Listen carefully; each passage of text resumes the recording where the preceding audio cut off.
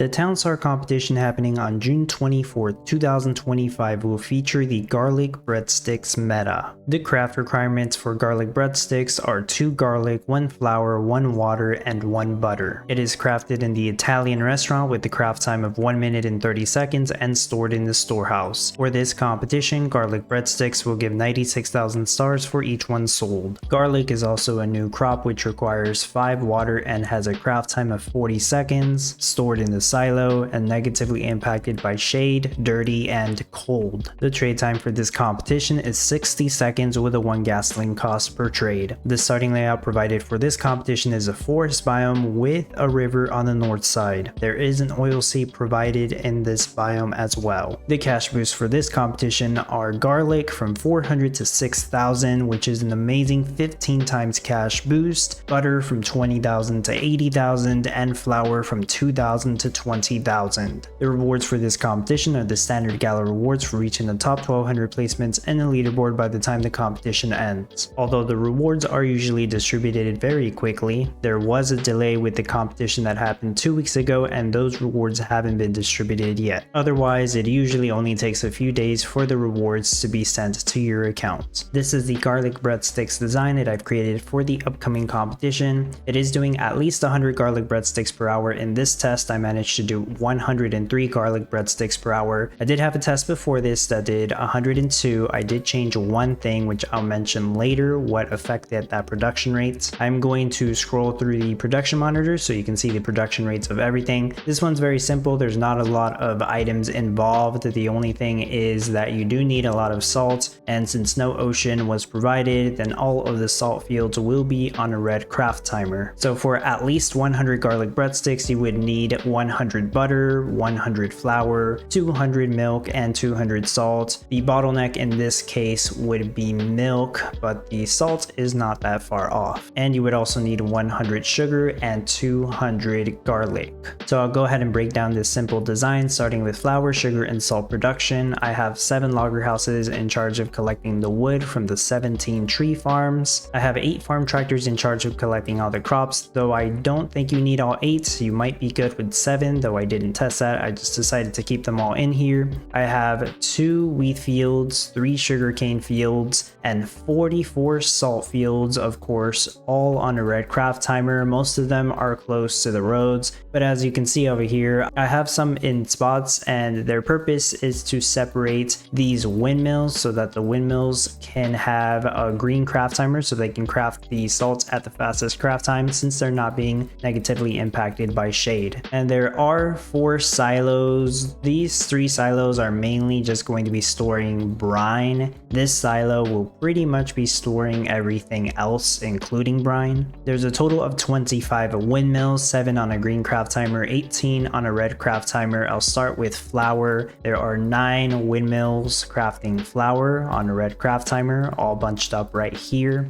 Then sugar, there are also 9 windmills crafting sugar on a red craft timer, 3 right here as you saw, 3 here, and 3 here, so they're in sets of 3. And then the other 7 windmills are crafting salts on a green craft timer, so they will be on the outer edges over here. And I have 4 storehouses to store those crafted goods in, basically 2 on each side. For milk production, I have 2 ATVs, 8 milk barns, and 29 meadows for them to feed upon. The milk should be collected and stored in this storehouse. And for the garlic breadsticks, I have 3 bakeries making butter. They can quickly pick up the milk from this storehouse. The salt could pretty much be stored in any storehouse, and sugar is usually stored in this storehouse or this storehouse. I have 4 garlic farms in charge of creating all the garlic that I need for the amount of breadsticks that I'm making. That will be stored right here. And then I have the 6 Italian restaurants making the garlic breadsticks, so they'll pick up 2 garlic from the silo, and the other materials, the flour and the butter, from the nearby storehouses. The water will be passive from the nearby ponds. They do cast 2 shade and 2 dirty, so you can't have them close to any crops or milk barns, but of course the salt fields don't care. Now for the gasoline setup, I decided to subgrid this. This wasn't my intention at first, but this was basically my first design. I usually do go with my first design and get it to work, but the original idea for the gas setup was going to put the refinery in this spot, which meant it would have only had 1 passive crude oil from the oil seep, so that wouldn't have worked. Another workaround would have been to put the refinery here, but then it would cast dirty on these tiles, and I didn't want to deal with that. So what I ended up doing is just using a little bit of subgrid placement here. I basically lose a tile. See, I'm losing half a tile here and half a tile here, so that could have been an extra logger house, which I figured out how to add an extra logger house anyways. So as you can see, I have all the buildings in the middle. The power plants are still touching the water pumps. The refinery making gas still has the 2 passive water drums that it needs from the water pumps, and the refinery making petroleum still has the 1 passive water drum. Of course, they both have the passive energy that they need. These power plants could make energy, but of course you don't need to be making energy in this build once it's done, so you want to turn the power plants off. Oil seep is what's providing the passive crude oil, as I said earlier, and the fuel storage is where you would drop off the gasoline and petroleum. As for the trade setup, I'm only using 1 trade depot right here, and it's handling the sale of all the items. As you can see, this spot only has 2 passive water, so I can't have a salt field here, and I just decided to put the trade depot right there. Now I do have an empty spot here. You could just put another road, and it might help speed up the brine and salt production a little more. Originally this was just a lumber yard to store wood and lumber required to build all the buildings, but of course you don't need that at the very end. And originally this one was the lumber mill. Of course you would use that to create the lumber you need to build everything, but you don't need that at the end. And because I had to get rid of the logger that was right here in order to do this subgrid placement, I ended up just getting rid of the lumber mill and putting a logger house. And I also had a warehouse, but that's of course not needed. Those would just be the temporary buildings that you would use while building everything else. But you could just put the warehouse, say, right here, and at the very end get rid of it, replace it for a salt field. So this uses almost every tile to get to that 100 per hour mark. Here is what the auto trade looks like. I have all the items on here with an auto trade quantity of 10, with the exception of a brine. I decided to switch that to 15. This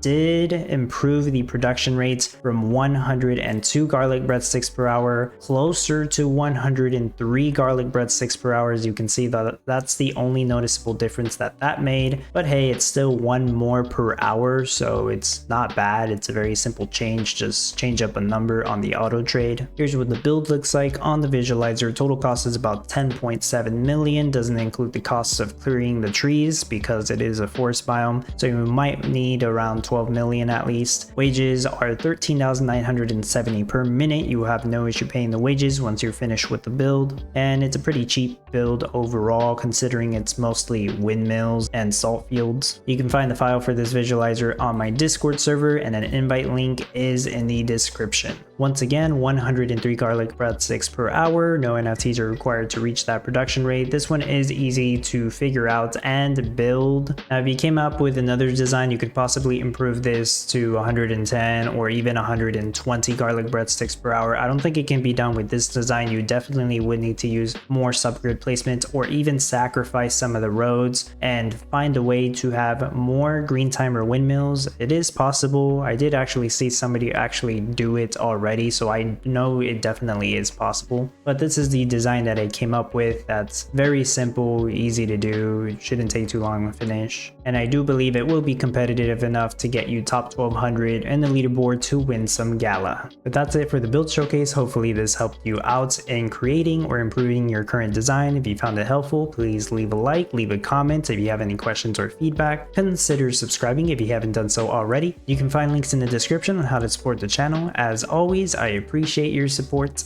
and thank you for watching.